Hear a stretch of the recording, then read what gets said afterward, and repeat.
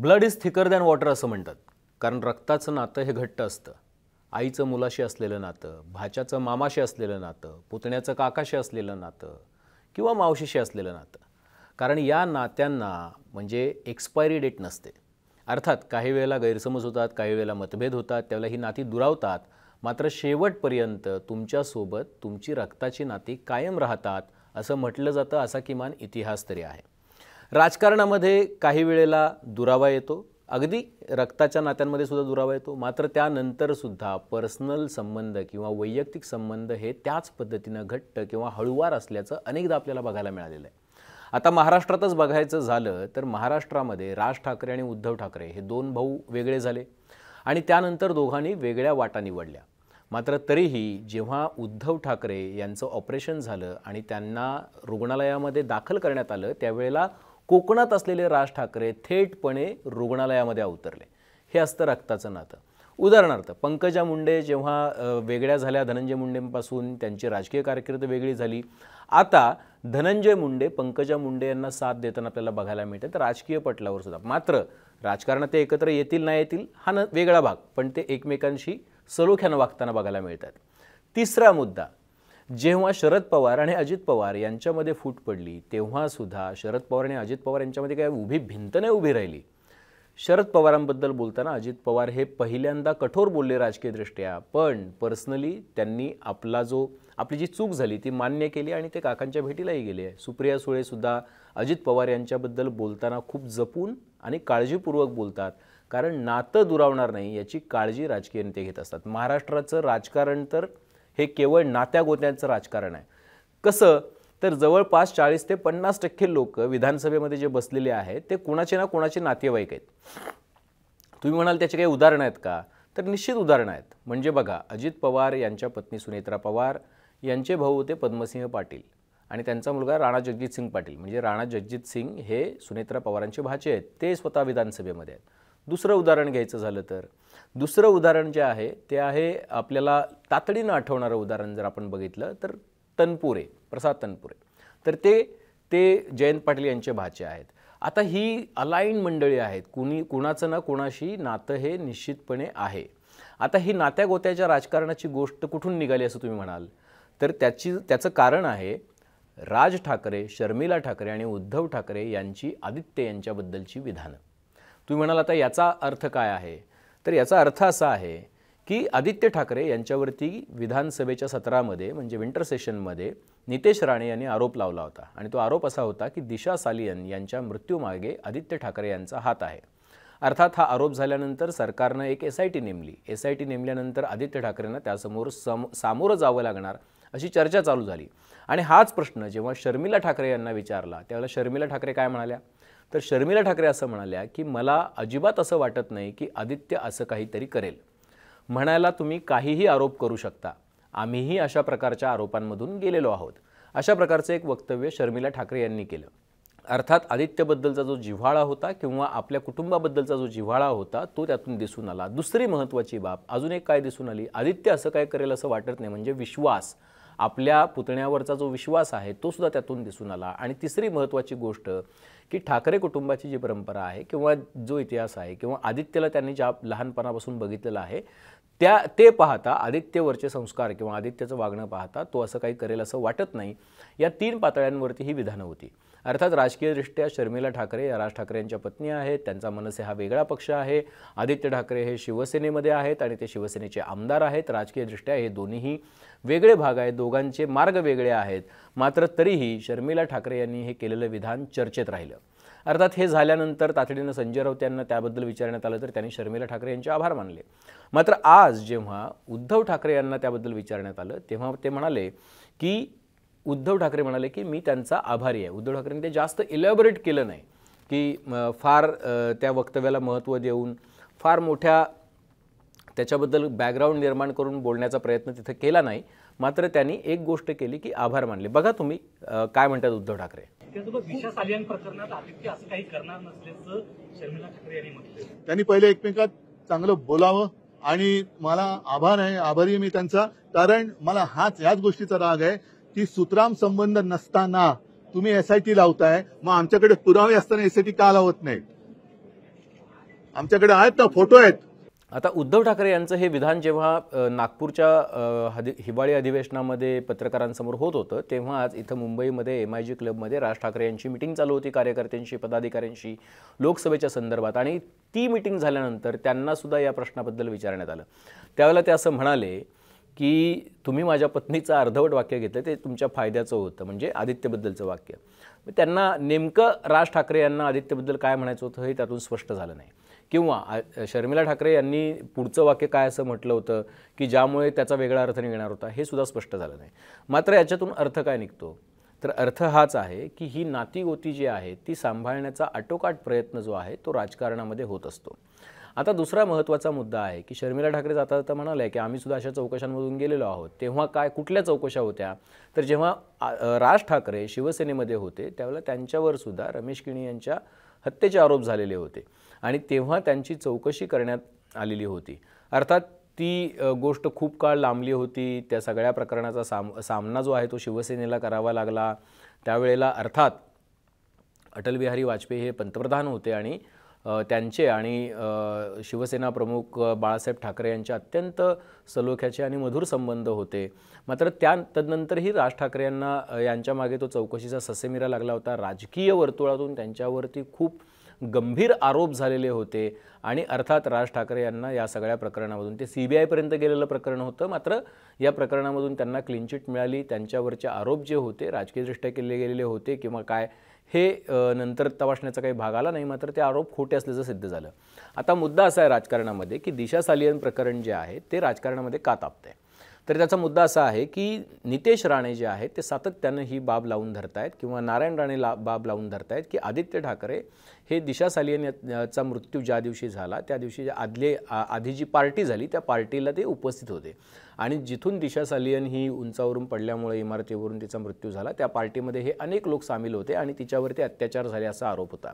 अर्थात हा अत्यंत गंभीर आरोप आहे. आत्तापर्यंत जेव्हापासून हे आरोप होत आहेत तेव्हा महाविकास आघाडीचं सरकार होतं, त्यानंतर शिवसेना, भाजप आणि राष्ट्रवादीचं नवीन सरकार उदयाला आलं, त्यालाही आता जवळपास 15 महिने होऊन गेले. मात्र त्या सगळ्या प्रकरणामध्ये कुठलेही धागेदोरे पुरावे समोर आत्तापर्यंत आलेले नाहीत आणि असे आरोप किंवा असे धागेदोरे समोर न येता सुद्धा असे आरोप होत असल्यामुळे शिवसेनेकडून त्याच्याबद्दल बोचरी टीका जी आहे म्हणजे उद्धव ठाकरे गटाकडून ही भाजपवरती आणि नितेश राणे यांच्यावरती करण्यात आलेली होती.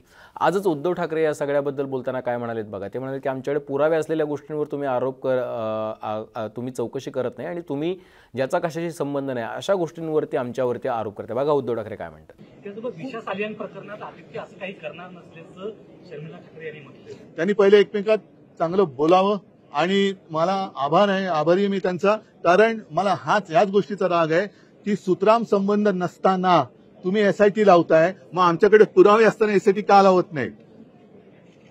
आमच्याकडे आहेत ना, फोटो आहेत. कारवाई पण झाली अधिकाऱ्यांवर.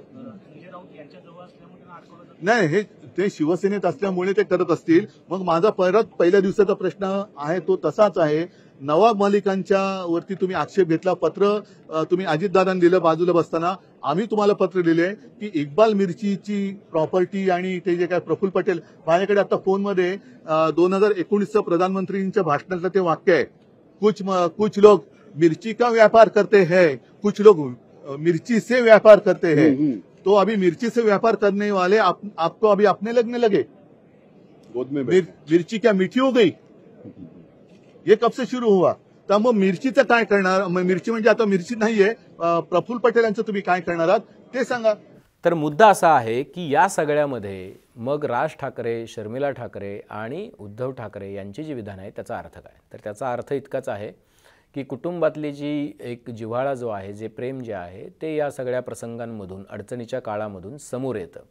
राजकारणामध्ये मग आता हे दोन बंधू एकत्र येणार का वगैरे अशा चर्चा तातडीनं सुरू होतात. अर्थात त्या खूप सुपरफिशियल असतात, त्या फारच शेवाळ्यासारख्या असतात की ज्याच्यावर अचानक माणूस घसरून पडू शकतो, इतक्या त्या सुपरफिशियल असतात, त्याला काही अर्थ उरत नाही. मात्र निश्चितपणे आदित्य ठाकरे यांच्याबद्दलचा सॉफ्ट कॉर्नर इथं दिसून आलेला आहे. याआधी कधी दिसून आला तर वरळीमध्ये आदित्य ठाकरे ज्यावेळेला निवडणूक लढत होते 2019ला, त्यावेळेला इतर ठिकाणी मुंबईमध्ये उमेदवार देणारे राज ठाकरे यांनी मनसेचा उमेदवार वरळीमध्ये मात्र उभा केलेला नव्हता. एका प्रकारे एकाच एक लढत होऊन आदित्य ठाकरे यांना फायदा व्हावा किंवा त्यांचं मनसेच्या उमेदवारांमुळं नुकसान होऊ नये मराठी मतांमध्ये फूट पडून, याची काळजी जी होती ती राज ठाकरे यांनी घेतलेली होती. राज ठाकरे यांच्या बाजूनं वारंवार अशा पद्धतीनं नातं सांभाळण्याचा प्रयत्न 100% केल्याचं आपल्याला दिसून येतं, बघायला मिळतं. दुसऱ्या बाजूला राज यांनी 2 वेळा याआधी उद्धव ठाकरे यांच्याशी जुळवून घेण्याचा प्रयत्नसुद्धा केलेला होता. 2019च्या निवडणुकीच्या आधी ज्या वेळेला ह्या सगळ्या बाबी समोर आलेल्या होत्या तेव्हा राज ठाकरे यांनी फोन करून, म्हणजे मला वाटतं 14 की 19च्या निवडणुकीच्या मध्ये राज ठाकरे यांनी फोन करून उद्धव ठाकरे यांना एकत्र येण्याबद्दलची विचारणा केलेली होती. अर्थात त्यावेळेला ही गोष्ट खूप गाजली होती की राज ठाकरे यांनी टाळी मागितली, पण उद्धव ठाकरे यांनी ती टाळी दिली नाही आणि त्या टाळीला रिस्पॉन्स न आल्यामुळे या दोघांमधलं वितुष्ट वाढलेलं होतं. अर्थात ज्यावेळेला 2017मध्ये इलेक्शन्स झाल्या मुंबई महापालिकेच्या, तेव्हा मात्र उद्धव ठाकरे यांनी किंवा शिवसेनेनं त्या नात्याची बूज जी राज ठाकरे यांच्याकडून ठेवली गेली होती ती काही ठेवली नव्हती आणि मनसेचे 6 नगरसेवक जे आहेत ते सामील करून घेतले होते आपल्या पक्षामध्ये. म्हणजे राजकारण हे राजकारणाच्या ठिकाणी ठेवण्याचा पूर्ण प्रयत्न आणि ते ब्रुटली, म्हणजे जितकं राजकारण ब्रुटल असतं तसंच त्याच पद्धतीनं ते ठेवण्याचा प्रयत्न दुसऱ्या बाजूनं झालेला होता. शिवसेनेच्या ठाकरे गटाच्या बाजूनं झालेला होता, उद्धव ठाकरेंच्या गटाच्या बाजूनं. राज ठाकरे यांनी मात्र असे 3-4 इन्स्टन्सेस दिसतात की जिथं खूपच मवाळ भूमिका घेतलेली होती, खूपच सामंजस्याची भूमिका घेतलेली होती, कुटुंबाबद्दल आस्था, प्रेम आणि माया दाखवणारी भूमिका घेतलेली होती. ह्या सगळ्या घटना दिसून होतात. आता याचा अर्थ असा आहे का की आता राज ठाकरे यांनी आतापर्यंत घेतलेल्या सगळ्या भूमिका या त्याला जोडणाऱ्या किंवा उद्धव यांचं नुकसान करणाऱ्या नाही आहेत? तर तसं नाही आहे.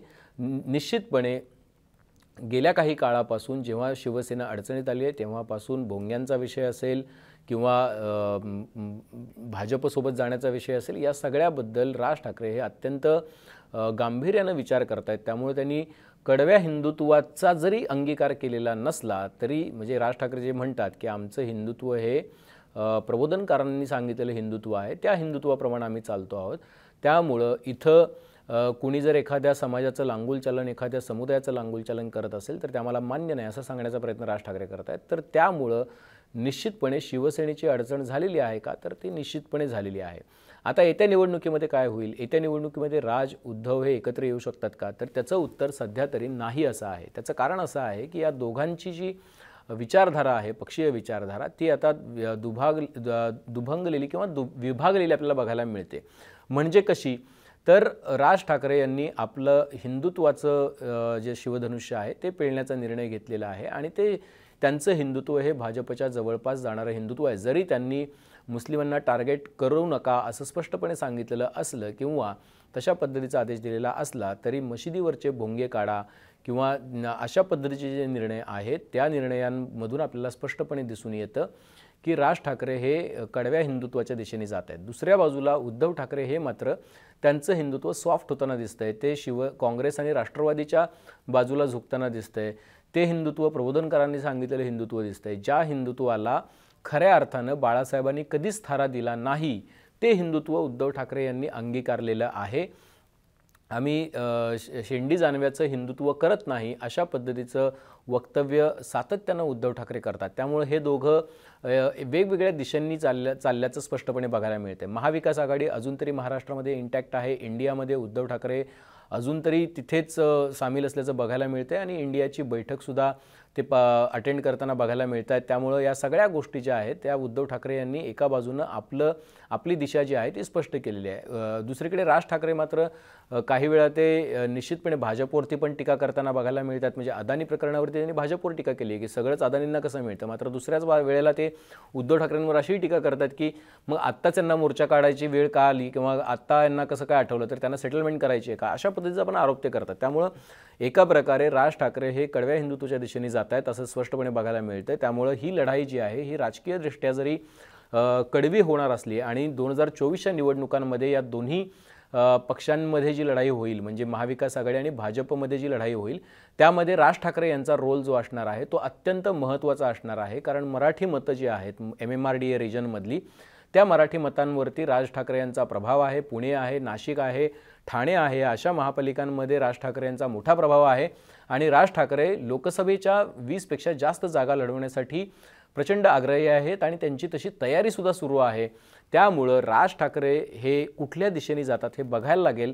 अर्थात त्यांची दिशा ही महाविकास आघाडीच्या दिशेने निश्चितपणे नाही आहे, त्यामुळे ते राजकीयदृष्ट्या एकत्र येणार नाहीत हे स्पष्ट दिसतंय. मात्र जेव्हा अत्यंत गंभीर, अश्लाघ्य आणि एका प्रकारे डिरोगेटरी आरोप जेव्हा आदित्य यांच्यावरती झाले, तेव्हा मात्र शर्मिला ठाकरे या कुटुंबाच्या भाग असल्याच्या भावनेतून आणि त्या नात्याची बूज राखत ती माया आणि प्रेम दाखवत आदित्य ठाकरे यांच्या बाजूनं उभं राहिल्याचं बघायला मिळाल्या.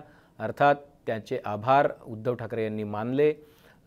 या दोन्ही घटना या जरी शिवसेना आणि मनसेमधल्या काही ज्यांना कायम असं वाटत असतं की दोन भाऊ एकत्र यावेत, यांना सुखावणाऱ्या असल्या तरी राजकीय त्यांची कारकीर्द जी आहे ती समांतर पातळीवरती वेगवेगळी चालत राहील अशीच सध्याचं चित्र जे आहे ते बघायला मिळतं आहे. त्यामुळं या सगळ्या विधानांचा अर्थ काय घ्यायचा किंवा राज ठाकरे आणि उद्धव ठाकरे यांच्यामध्ये आता सलोखा निर्माण होतोय का, तर अशा पद्धतीची विश्लेषण जे आहे ते कायम केलं जातं, पण त्याला काही अर्थ उरत नाही. त्याचं कारण असं आहे की वेगवेगळ्या इन्स्टन्सेस म्हणजे घटनांच्या वेळी त्यांनी घेतलेल्या वेगवेगळ्या भूमिका मी आत्ता विशद केल्या की जसं राज ठाकरेंचे मनसेचे नगरसेवक मुंबईतले दिलीप लांडे आणि त्यांचे 5-6 सहकारी ते शिवसेनेने आपल्या बाजूने घेतलेले होते, किंवा शिवसेनेनं राज ठाकरे जेव्हा एकत्र लढूया म्हणत होते तेव्हा त्यांच्या टाळीला प्रतिसाद दिलेला नव्हता, ते सुद्धा समोर आलेलं आहे.